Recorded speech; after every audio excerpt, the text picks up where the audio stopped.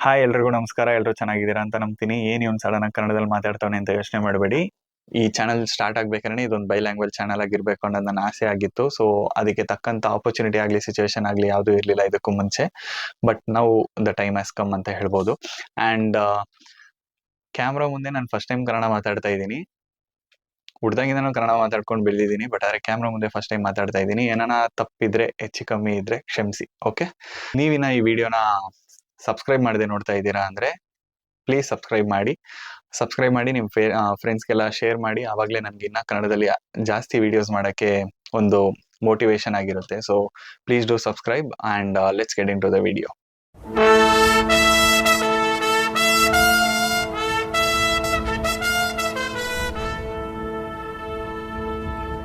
ಏನಪ್ಪ ಸಡನ್ ಆಗಿ ಕನ್ನಡದಲ್ಲಿ ವಿಡಿಯೋ ಮಾಡ್ತಾ ಇದ್ದೀನಿ ಅಂತ ಯೋಚನೆ ಮಾಡಿದ್ರೆ, ಎಸ್, ಅಜ್ಞಾತವಾಸಿ ಅಂತ ಒಂದು ಮೂವಿ. ಓಕೆನಾ? ಸೊ ಅಜ್ಞಾತವಾಸಿ ಅನ್ನೋ ಮೂವಿ ಬಂದು ನನಗೆ ಯಾವಾಗ ಸ್ಟಾರ್ಟ್ ಆಯಿತು, ಯಾವಾಗ ಶೂಟಿಂಗ್ ಸ್ಟಾರ್ಟ್ ಮಾಡಿದ್ರು, ಯಾರ್ಯಾರು ಆ್ಯಕ್ಟರ್ಸು, ಇಲ್ಲ ಯಾವಾಗ ರಿಲೀಸು, ಆ ಥರ ಏನಂದರೆ ಏನೂ ಐಡಿಯಾ ಇರಲಿಲ್ಲ. ಬಟ್ ಒನ್ ರ್ಯಾಂಡಮ್ ಡೇ ಒಂದು ಸಿಂಗಲ್ ಪೋಸ್ಟರ್ ನಾನು ನೋಡಿದೆ ಅಜ್ಞಾತವಾಸಿ ಮೂವಿದು ಪ್ರಮೋಷನ್ಗೆ. ಯಾವುದೋ ಒಂದು ಆಟೋ, ರ್ಯಾಂಡಮ್ ಆಟೋ ಹಿಂದೆ ಒಂದು ಪೋಸ್ಟರ್ ಇತ್ತು ಅಜ್ಞಾತವಾಸಿದು. ಸೊ ಅದು ಆ ಪೋಸ್ಟರ್ ನೋಡಿದ ಕೂಡಲೇ ಒಂಥರ ಏನೋ ಗೊತ್ತಿಲ್ಲ, ಸಡನ್ ಆಗಿ that made something to me. And ಆ ಮೂವಿನ ಖಂಡಿತ ರಿಲೀಸ್ ಆದ್ಮೇಲೆ ನೋಡಬೇಕು ಅನ್ನೋ ಇಂಟ್ರೆಸ್ಟ್ ಬಂತು. ಆ್ಯಂಡ್ ಈ ಮೂವಿನ ನಾನು ರಿಲೀಸ್ ಆದಾಗಿಂದ ಎಷ್ಟು ಕಷ್ಟಪಟ್ಟಿದ್ದೀನಿ ಅಂದರೆ ನೋಡೋಕ್ಕೆ. ಒಂದೊಂದು ದಿನಾನು ಪ್ಲ್ಯಾನ್ಸ್ ಕ್ಯಾನ್ಸಲ್ ಆಗಿ ಬೇರೆ ಬೇರೆ ಥರ ಸಿಚುವೇಶನ್ಸ್. ಸೊ ತುಂಬ ಕಷ್ಟಪಟ್ಟು ಫೈನಲಿ ಈ ಮೂವಿನ ನೋಡಿದ್ದೀನಿ. ಆ್ಯಂಡ್ ಈ ಮೂವಿ ನೋಡಿದ್ಮೇಲೆ ಖಂಡಿತ ಇದ್ರ ಬಗ್ಗೆ ಒಂದು ರಿವ್ಯೂ ಮಾಡಲೇಬೇಕು, ನಮ್ಮ ಚಾನಲಲ್ಲಿ ಇದ್ರ ಬಗ್ಗೆ ನಾನು ಮಾತಾಡಲೇಬೇಕು ಅಂತ ಡಿಸೈಡ್ ಮಾಡಿ ಈ ವಿಡಿಯೋನ ಮಾಡ್ತಾ ಇದ್ದೀನಿ. ಸೊ ಅಜ್ಞಾತವಾಸಿ, ಫಸ್ಟು ಈ ಮೂವಿ ಬಗ್ಗೆ ಮಾತಾಡ್ಬಿಡೋಣ, then I will talk about the stuffs. So basically movie plot ಹೇಳ್ಬಿಡ್ತೀನಿ. ಒಂದು ಮಲ್ನಾಡ್ ರೀಜನಲ್ಲಿ ಒಂದು inspector family was so lonely around. And ಆ ಸ್ಟೇಷನ್ ಬಂದು ಒಂದು 25 years ಇಂದ ಯಾವುದೇ ರೀತಿ ಕೇಸಸ್ ಏನೂ ನೋಡಿರಲ್ಲ. ಬಟ್ ಆದರೆ one crime case leads to another one. And ಆ ಥರ ಒಂದು ಇಂಟ್ರೆಸ್ಟಿಂಗ್ ಫ್ಯಾಕ್ಟ್ ಇದೆ ಇದರಲ್ಲಿ. ಇದೊಂದು ಥ್ರಿಲ್ಲರ್ ಜಾನರ್. ಆ್ಯಂಡ್ ಒಂದು ಹೇಳ್ಬೇಕಂದ್ರೆ ನಾನ್ ಲೀನಿಯರ್ ಸ್ಕ್ರೀನ್ ಪ್ಲೇ ಅಲ್ಲಿ ಬಹಳ ಅದ್ಭುತವಾಗಿ ಸ್ಟೋರಿನ ನರೇಟ್ ಮಾಡಿದ್ದಾರೆ.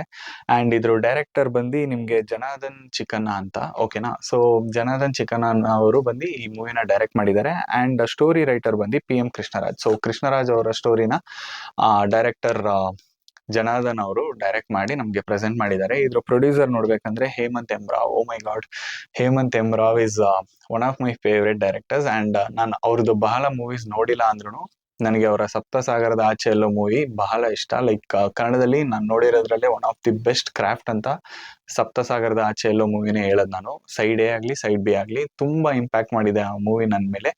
ಆ್ಯಂಡ್ ಹೇಳ್ಬೇಕಂದ್ರೆ ನಾನು ಸೈಡ್ A ಸೈಡ್ B ಎರಡನ್ನೂ ಕೂಡ ನಾನು ಬಹಳ ರಿಪೀಟೆಡ್ ಆಗಿ ನೋಡಿದ್ದೀನಿ, ಬಹಳ ಸಲ ನೋಡಿದ್ದೀನಿ. ಆ್ಯಂಡ್ ಅದು ನನಗೆ ಕೊಟ್ಟಿರೋ ಇಂಪ್ಯಾಕ್ಟ್ ಆ್ಯಂಡ್ ಅದರಲ್ಲಿರೋ ಮೈನ್ಯೂಟ್ ಡೀಟೇಲ್ಸ್ ಎಲ್ಲ ನಾನು ಬೇಕಾದ್ರೆ ಕಂಪ್ಲೀಟ್ಲಿ ಅದ್ರ ಬಗ್ಗೆನೇ ಒಂದು ವಿಡಿಯೋ ಮಾಡ್ತೀನಿ. ಅಷ್ಟು ಇಷ್ಟ ನನಗೆ ಆ ಮೂವಿ. ಸೊ ಆ ಡೈರೆಕ್ಟರ್ ಬಂದು ಈ ಮೂವಿನ ಪ್ರೊಡ್ಯೂಸ್ ಮಾಡಿದ್ದಾರೆ. ಈ ಥರ ಒಂದು ಕಂಟೆಂಟ್ನ ಪ್ರೆಸೆಂಟ್ ಮಾಡೋಕ್ಕೆ ಎಲ್ಲ ಪ್ರೊಡ್ಯೂಸರ್ಸ್ ಕೈಯಲ್ಲೂ ಆಗಲ್ಲ. Because not the budget thing I am speaking. But ಆದರೆ ಗಟ್ಸ್ ಇರಬೇಕು ಈ ಥರ ಸ್ಟೋರಿಗೆ. ಈ ಸ್ಟೋರಿ ಕ್ಲಿಕ್ ಆಗುತ್ತಾ ಆಗಲ್ವಾ, ಈ ಕಂಟೆಂಟ್ ಎಲ್ಲರೂ ಅಕ್ಸೆಪ್ಟ್ ಮಾಡ್ಕೋತಾರ ಆಗಲ್ವಾ, ಈ ಥರ ಎಲ್ಲ ಥಾಟ್ಸ್ ಇರುತ್ತೆ. ಸೊ ಅದನ್ನೆಲ್ಲ ದಾಟಿ ಒಬ್ರು ಇದನ್ನ ಪ್ರೊಡ್ಯೂಸ್ ಮಾಡಿ ರಿಲೀಸ್ ಮಾಡಿದ್ದಾರೆ ಅಂದರೆ ಇಟ್ಸ್ ಅಪ್ರಿಷಿಯೇಟಬಲ್ ಥಿಂಗ್ ಅಂತಾನೆ ಹೇಳ್ಬೋದು. ನೋಡ್ಬೇಕಂದ್ರೆ music Charan Raj equally. So Charan Raj ಅನ್ನೋರು ಸಪ್ತಸಾಗರದ ಆಚೆ ಎಲ್ಲೋ ಮೂವಿಗೂ ಅವರು ಮ್ಯೂಸಿಕ್ ಮಾಡಿದ್ದಾರೆ. ಸೊ ಅವ್ರ ಸಾಂಗ್ಸು ಫೇವ್ರೆಟ್. ಆ್ಯಂಡ್ ಈ ಪರ್ಟಿಕ್ಯುಲರ್ ಸ್ಟೋರಿಗೆ ಆ ಬ್ಯಾಕ್ ಗ್ರೌಂಡ್ ಮ್ಯೂಸಿಕ್ ಆಗಲಿ, ಆ ಸಾಂಗ್ಸ್ ಆಗಲಿ, ಅದರಲ್ಲಿ ಇದ್ದಿದ್ದ ಅರ್ಥಗಳಾಗಲಿ, ಸೊ ಇವೆಲ್ಲ ತುಂಬ ಡೀಪ್ ಕನೆಕ್ಟ್ ತೊಗೊಂಡೋಗುತ್ತೆ ನಮಗೂ ಸ್ಟೋರಿಗೂ. ಸೊ ಅದರಿಂದ ಚರಣ್ ರಾಜ್ ಅನ್ನೋ ಅವರ ಮ್ಯೂಸಿಕ್ ಬಂದು ಬಹಳ ಹೆಲ್ಪ್ ಆಗಿದೆ ಈ ಮೂವಿಗೆ. ಆ್ಯಂಡ್ ಸಿನಿಮಾಟೋಗ್ರಫಿ ಅದ್ವೈತ ಗುರುಮೂರ್ತಿ ಅನ್ನೋರು ಮಾಡಿದ್ದಾರೆ. ಸೊ ಅದ್ವೈತ ಗುರುಮೂರ್ತಿ ಅವರು ಇದಕ್ಕೂ ಮುಂಚೆ ಕಾವಲುದಾರಿ ಆ ಥರ ಮೂವೀಸ್ಗೆಲ್ಲ ಸಿನಿಮಾಟೋಗ್ರಫಿ ಮಾಡಿದ್ದಾರೆ. ಆ ಮಲ್ನಾಡ್ ರೀಜನ್ನ ಒಂದು ಸೋಷಿಯಲ್ ಮೀಡಿಯಾ ಇನ್ಫ್ಲೂಯೆನ್ಸರ್ಸೇ ಬಹಳ ಅದ್ಭುತವಾಗಿ ತೋರಿಸ್ತಾರೆ. ಲೈಕ್ ಆ ನೇಚರ್ ಆಗಲಿ ಎಲ್ಲಾನು ತುಂಬಾ ಸುಂದರವಾಗಿ ತೋರಿಸ್ತಾರೆ. ಸೊ ಈ ತರ ಒಂದು ಮೂವಿಗೆ ಬಂದು ಆ ಜಿಯಾಲಜಿಕಲ್ ಫ್ಯಾಕ್ಟರ್ ಇದೆಯಲ್ಲ, ಅದು ಬಹಳ ಇಂಪಾರ್ಟೆಂಟ್ ಆಗುತ್ತೆ. ಆ ಸ್ಟೋರಿ ನರೇಷನ್ ಅಲ್ಲಿ ವಿಜುವಲ್ ಕಾಂಟ್ಯಾಕ್ಟ್ ಬಂದು ಬಹಳ ಇಂಪಾರ್ಟೆಂಟ್. ಸಿನಿಮಾಟೋಗ್ರಾಫರ್ ಪರ್ಫೆಕ್ಟ್ ಆಗಿ ಮಾಡಿದ್ದಾರೆ. ಅವರು ಈ ಮೂವಿಗೆ ಬಹಳ ವ್ಯಾಲ್ಯೂ ಆಡ್ ಮಾಡಿದ್ದಾರೆ. ಅಂಡ್ ಎಡಿಟರ್ ನೋಡಿದ್ರೆ ಭರತ್ MC. ಸೊ ಇದು ಬಂದು ಒಂದು ಥ್ರಿಲ್ಲರ್ ಜಾನರ್ ಆಗಿರೋದ್ರಿಂದ interconnection of screenplay is majorly important. And non linear screenplay ಆಗಿದೆ ಇದು. So non linear screenplay ಅನ್ಬೇಕಾದ್ರೆ ಎಲ್ಲೂ ನಾವು ಡೈವರ್ಟ್ ಆಗಬಾರ್ದು, ಆಡಿಯನ್ಸ್ಗೆ ಕನ್ಫ್ಯೂಸ್ ಆಗಬಾರ್ದು, ಅಷ್ಟು ನೀಟಾಗಿ ಪ್ರೆಸೆಂಟ್ ಮಾಡಬೇಕು ಅನ್ನೋದ್ರಲ್ಲಿ ಎಡಿಟರ್ ಅದ್ಭುತವಾದ ಕೆಲಸ ಮಾಡಿದ್ದಾರೆ. ನನಗೆ ಅದ್ಭುತ ಯಾಕೆ ಜಾಸ್ತಿ ಯೂಸ್ ಮಾಡ್ತಾ ಇದ್ದೀನಿ ಅಂದ್ರೆ ನನಗೆ ಪ್ರೈಸ್ ಮಾಡೋಕ್ಕೆ ಬೇರೆ ವರ್ಡ್ ಸಿಗ್ತಾ ಇಲ್ಲ, ಅದರಿಂದ ಅದ್ಭುತ ಅನ್ನೋ ವರ್ಡ್ನ ಜಾಸ್ತಿ ಯೂಸ್ ಮಾಡ್ತಾ ಇದ್ದೀನಿ. ಆ್ಯಂಡ್ ಕ್ಯಾಸ್ಟ್ ಅಂಡ್ ಕ್ರೂ ನೋಡಿದ್ರೆ ರಂಗಾಯಣ ರಘು, ಪಾವನ ಗೌಡ, ಸಿದ್ದು ಅನ್ನೋರು ಮಾಡಿದ್ದಾರೆ. And Sharath Lohithaswa, Ravishankar Gowda. So cast and crew ಬಗ್ಗೆ ಇಂಪಾರ್ಟೆಂಟ್ ಆಗಿ ಮಾತಾಡಲೇಬೇಕು. ಸೊ ರಂಗಾಯಣ ರಘು ಬಂದು ಈ ಮೂವಿನ ಪ್ರೊಟಗನಿಸ್ಟ್ ಆಗಿದ್ದಾರೆ. ಸೊ ಅದ್ಭುತವಾಗಿ ಅವ್ರ ರೋಲ್ನ ತುಂಬಾ ನೀಟ್ ಅಂಡ್ ಕ್ಲೀನ್ ಆಗಿ ಡೆಲಿವರ್ ಮಾಡಿದ್ದಾರೆ. ಅವ್ರನ್ನ ಇದಕ್ಕೂ ಮುಂಚೆನೂ ಹಲವಾರು ಮೂವಿದಲ್ಲಿ ನಾನು ಕ್ಯಾರೆಕ್ಟರ್ ಆರ್ಟಿಸ್ಟ್ ಆಗಿ ನೋಡಿದ್ದೀನಿ. ಸೊ ಅಷ್ಟು ಚೆನ್ನಾಗಿ ಮಾಡ್ತಾರೆ.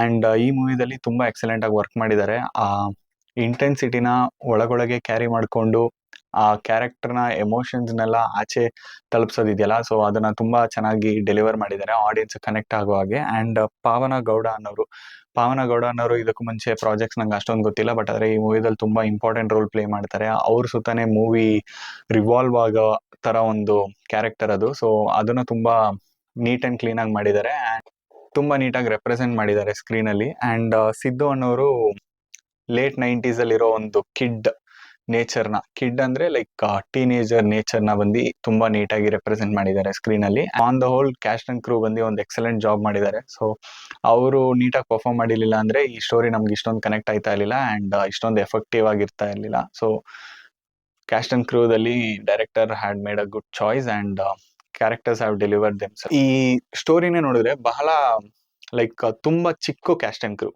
So limited people, limited screenplay, limited scenes, ಈ ತರ ತುಂಬಾ ಕಾಂಪ್ಲಿಕೇಟೆಡ್ ಮೂವಿ, ಬಟ್ ಆದ್ರೆ ತುಂಬಾ ಸಿಂಪಲ್ ಆಗಿ ಪ್ರೆಸೆಂಟ್ ಮಾಡಿದ್ದಾರೆ. ಈ ಜಾನರ್ ಬಂದು ಬೇರೆ ಯಾವ್ದಾದ್ರು ಇಂಡಸ್ಟ್ರಿದಲ್ಲಿ ಬಂದಿದ್ರೆ ಇನ್ನ ಜಾಸ್ತಿ ಮಾತಾಡ್ತಾ ಇದ್ರು. ಇವಾಗ ಒಂದು ಮಲಯಾಳಂ ಸಿನಿಮಾ, ಆಕ್ಚುಲಿ ಸ್ವಲ್ಪ ರಿವ್ಯೂಸ್ ಇದೇ ತರ ಹೇಳಿದ್ರು, ಮಲಯಾಳಂ ಸಿನಿಮಾದಲ್ಲಿ ಈ ತರ ಮೂವಿ ಬಂದಿದ್ರೆ ಎಲ್ಲರೂ ಸೆಲೆಬ್ರೇಟ್ ಮಾಡ್ತಾ ಇದ್ರು, ಬಟ್ ಆದ್ರೆ ಸ್ಯಾಂಡಲ್ವುಡ್ ಅಲ್ಲಿ ಬಂದಿರೋದ್ರಿಂದ ಈ ಮೂವಿನ ಜಾಸ್ತಿ ರೆಕಗ್ನೈಸ್ ಮಾಡಿಲ್ಲ ಅಂತ ನನಗೂ ಅದೇ ಒಪಿನಿಯನ್ ಬಂತು. ಬಿಕಾಸ್ ಈ ಮೂವಿ ಜೊತೆ ಇನ್ನ 2 ಮೂವಿ ರಿಲೀಸ್ ಆಗುತ್ತೆ, which is Vamana and Vidyapati. ಆ ಮೂವೀಸ್ ನ ಸಿಂಗಲ್ ಸ್ಕ್ರೀನ್ ಅಲ್ಲಿ ಇನ್ನೂ ರಿಟೈನ್ ಮಾಡಿದ್ದಾರೆ. ಇವತ್ತಿಗೆ ವಿದ್ಯಾಪತಿ ಮೂವಿ ರಿಟೈನ್ ಆಗಿಲ್ಲ ಅನ್ಸುತ್ತೆ. ನಾನು ಈ ಮೂವಿನ ನೋಡ್ತಾ ಇರೋದೇ ತುಂಬಾ ಲೇಟ್ ಆಗಿ. ಸೊ ಬಟ್ ಆದ್ರೆ ಇವತ್ತಿಗೆ ಅಜ್ಞಾತವಾಸಿ ಮೂವಿ ಬಂದು ಎಲ್ಲ ಸಿಂಗಲ್ ಥಿಯೇಟರ್ಸ್ ಅಲ್ಲಿ ಇಲ್ಲ, ಎಲ್ಲ ಮಲ್ಟಿಪ್ಲೆಕ್ಸಸ್ ಅಲ್ಲೂ ಇಲ್ಲ. ಸೊ ಹಾರ್ಡ್ಲಿ ನೋಡಕ್ ಹೋದ್ರೆ ನೀವು ಈ ವಿಡಿಯೋನ ಸಂಡೇ ನೋಡ್ತಾ ಇದ್ದೀರಾ ಅನ್ಸುತ್ತೆ. ಸೊ ಸಂಡೇ ನೋಡಿದ್ರೆ ನಿಮ್ಗೆ 3 ಶೋ ಇರೋದು. ಎಂಟೈರ್ ಬ್ಯಾಂಗ್ಳೂರಲ್ಲಿ ಥೌಸಂಡ್ಸ್ ಆಫ್ ಸ್ಕ್ರೀನ್ಸ್ ಇರೋ ಪ್ಲೇಸ್ ಅಲ್ಲಿ ಈ ಸಿನಿಮಾ 3 ಶೋ ಇರೋದು. ಸೊ ಈ ತರ ಕಂಟೆಂಟ್ಸ್ ನಾವು ಎಂಕರೇಜ್ ಮಾಡಿಲ್ಲ ಅಂದ್ರೆ ಈ ತರ ಕಂಟೆಂಟ್ಸ್ ಫ್ಯೂಚರ್ ಅಲ್ಲಿ ಬರ್ದೇನೆ ಹೋಗಕ್ಕೆ ತುಂಬಾ ಚಾನ್ಸಸ್ ಇದೆ. ಸೊ ಒಂದು ಆರ್ಟ್ನ ನಾವು ರೆಕಗ್ನೈಸ್ ಮಾಡದೇ ಇದ್ರೆ ಮತ್ತೆ ಆ ಆರ್ಟಿಸ್ಟ್ ಬಂದು ಆ ತರ ಆರ್ಟ್ನ ಮಾಡಬೇಕು ಅಂತ ಡಿಸೈಡ್ ಮಾಡಲ್ಲ, ಡಿಸಿಷನ್ ತಗೊಳ್ಳಲ್ಲ. ಸೊ ಅದಕ್ಕೆ ನಾವು ಕಾರಣ ಆಗ್ಬಾರ್ದು, ಈ ತರ ಮೂವೀಸ್ನ ಎಂಟರ್ಟೈನ್ ಮಾಡಬೇಕು. ಅಂಡ್ ಈ ಮೂವಿ ಬಂದು ನಮ್ಮನ್ನ ಥ್ರೂ ಔಟ್ ಎಂಗೇಜ್ಡ್ ಆಗಿ ಇಟ್ಟಿರುತ್ತೆ, ಫಸ್ಟ್ ಸೀನಿಂದ ಲಾಸ್ಟ್ ಸೀನ್ವರೆಗೂ. ಈ ಮೂವಿದಲ್ಲಿ ತುಂಬಾ ಮೈನ್ಯೂಟ್ ಡೀಟೇಲ್ಸ್ನು ತುಂಬಾ ಇಂಪಾರ್ಟೆನ್ಸ್ ಕೊಟ್ಟು ನರೇಟ್ ಮಾಡಿದ್ದಾರೆ. ಅದರಲ್ಲಿ ಒಂದು ಪ್ರಾಣಿ ಬರುತ್ತೆ, ಲೈಕ್ ಒಂದು ಹುಂಜ, ಅದಕ್ಕೆ ಕೊಟ್ಟಿರೋ ಇಂಪಾರ್ಟೆನ್ಸು, ಆ ಸೀನ್, ಆ ಹುಂಜ ಏನಕ್ಕೆ ಮೂವಿದಲ್ಲಿ ಇಂಪಾರ್ಟೆಂಟು, ಅದ್ಯಾಕೆ ಇನ್ಸ್ಪೆಕ್ಟರ್ ಜೊತೆ ಇದೆ, ಇದೆಲ್ಲದಕ್ಕೂ ಡೀಟೇಲ್ಸ್ ಕೊಟ್ಟಿದ್ದಾರೆ. ಒಂದು ಕಂಪ್ಯೂಟರ್ ಆಗ್ಲಿ, ಆ ಕಂಪ್ಯೂಟರ್ ಆ ಟೈಮಲ್ಲಿ ಲೇಟ್ 90s ಅಲ್ಲಿ ನಡೆಯೋ ಸ್ಟೋರಿ ಆಗಿರೋದ್ರಿಂದ ಆ ಟೈಮಲ್ಲಿ ಕಂಪ್ಯೂಟರ್ ಎಷ್ಟು ದೊಡ್ಡ ವಿಷಯ, ಆ ಕಂಪ್ಯೂಟರ್ ಮೇಲೆ ಎಲ್ರಿಗೂ ಯಾವ ತರ ಅಭಿಪ್ರಾಯ ಇತ್ತು, ಇದನ್ನೆಲ್ಲ ಬಂದು ಅವರು ತುಂಬಾ ಮೈನ್ಯೂಟ್ ಆಗಿ ಮೆನ್ಷನ್ ಮಾಡಿದ್ದಾರೆ. ಇದೆಲ್ಲ ಚಿಕ್ಕ ಡೀಟೇಲ್ಸ್ ಆದ್ರೂ ಆ ಸ್ಟೋರಿಗೆ ಎಷ್ಟು ವ್ಯಾಲ್ಯೂ ತಂದ್ಕೊಡುತ್ತೆ ಅನ್ನೋದ್ರಲ್ಲಿ ಡೈರೆಕ್ಟರ್ ಬಂದು ತುಂಬಾ ವರ್ಕ್ ಮಾಡಿದ್ದಾರೆ. ಅಂಡ್ ರೈಟರ್ ಎಕ್ಸಲೆಂಟ್ ಆಗಿ ಬರ್ದಿದ್ದಾರೆ ಅಂತಾನೆ ಹೇಳ್ಬೋದು. ಅಂಡ್ ಈ ಮೂವಿ ಬಂದು ತುಂಬಾ ರಿಫ್ರೆಶಿಂಗ್ ಆಗಿತ್ತು. ಲೈಕ್ ಇವಾಗ ರಿಲೀಸ್ ಆಗೋ ಮೂವೀಸ್ ಎಲ್ಲ ಬಂದು ಒಂಥರ ಕೇಯಸ್ ಆಗಿರೋ ಜಾಗದಲ್ಲಿ ಇದೊಂಥರ ಯೂನಿಕ್ ಆಗಿ, ಒಂಥರ ಎಂಗೇಜಿಂಗ್ ಆಗಿ, ಎಂಟರ್ಟೈನಿಂಗ್ ಆಗಿತ್ತು. ಸೊ ನಿಮ್ಮೆಲ್ರಿಗೂ ಈ ಮೂವಿನ ಥಿಯೇಟರ್ ನೋಡೋ ಅವಕಾಶ ಸಿಗುತ್ತಾ ಅಂತ ನಾನು ಅಶ್ಯೂರ್ ಮಾಡೋಕ್ಕಾಗಲ್ಲ, ಬಟ್ ಆದರೆ ಡೆಫಿನೆಟ್ ಆಗಿ OTTಗೆ ಬಂದ್ಮೇಲೆ you should praise this kind of movies ಅಂತ ಹೇಳಿ ಈ ವಿಡಿಯೋನ ಮುಗಿಸ್ತಾ ಇದ್ದೀನಿ. ಅಂಡ್ IMO ಚಾನಲ್ ಬಂದು ಇನ್ ಮೈ ಒಪಿನಿಯನ್ ಅಂತ. ಸೊ ನನ್ನ ಒಪಿನಿಯನ್ಸ್ನ ತಿಳ್ಸಕ್ಕಷ್ಟೇ ಈ ಚಾನಲ್ನ ಸ್ಟಾರ್ಟ್ ಮಾಡಿದ್ದೀನಿ. ಅಂಡ್ ಇದಾದ್ಮೇಲೂ ನಾನು ತುಂಬಾ ಕನ್ನಡದಲ್ಲಿ ವಿಡಿಯೋಸ್ ಮಾಡಕ್ ಟ್ರೈ ಮಾಡ್ತೀನಿ. ಅದಕ್ಕೆ ತಕ್ಕಂತೆ ಆಪರ್ಚುನಿಟೀಸ್ ಆರ್ ಸಿಚುವೇಶನ್ ಸಿಕ್ಕಿದ್ರೆ ಬೈಲ್ಯಾಂಗ್ವೇಜ್ ಚಾನಲ್ ಆಗಿ ನಡೆಸಬೇಕು ಅನ್ನೋದೇ ನನ್ನ ಅಭಿಪ್ರಾಯ. ಸೊ ಅದನ್ನ ಕ್ಯಾರಿ ಫಾರ್ವರ್ಡ್ ಮಾಡ್ತೀನಿ. ನೀವು ನಿಮ್ಮ ಫ್ರೆಂಡ್ಸ್ಗೆಲ್ಲ ಶೇರ್ ಮಾಡಿ, ಆದಷ್ಟು ಸಬ್ಸ್ಕ್ರೈಬ್ ಮಾಡಿ, ಆದಷ್ಟು ಸಪೋರ್ಟ್ ಮಾಡಿ. ಸೊ ಅದು ನನಗಿನ್ನ ಮೋಟಿವೇಶನ್ ಕೊಡುತ್ತೆ. So thank you for watching. ಕನ್ನಡದಲ್ಲಿ ಮಿಸ್ಟೇಕ್ ಇದ್ರೆ ಪ್ಲೀಸ್ ಕ್ಷಮೆ ಇರಲಿ. ನೆಕ್ಸ್ಟ್ ವಿಡಿಯೋಸ್ ಅಲ್ಲಿ ಇಂಪ್ರೂವ್ ಮಾಡ್ಕೋತೀನಿ. First time on camera Kannada ಮಾತಾಡ್ತಾ ಇರೋದ್ರಿಂದ ನನಗೆ ಸ್ವಲ್ಪ ನರ್ವಸ್ನೆಸ್ ಇದೆ, ಇಲ್ಲ ಅಂತೆಲ್ಲ ಹೇಳಲ್ಲ. ಅಂಡ್ ಹೋಗ್ತಾ ಸರಿ ಮಾಡ್ಕೋತೀನಿ. Okay, thank you for watching. Subscribe ಮಾಡಿ, ಸಪೋರ್ಟ್ ಮಾಡಿ. Thank you.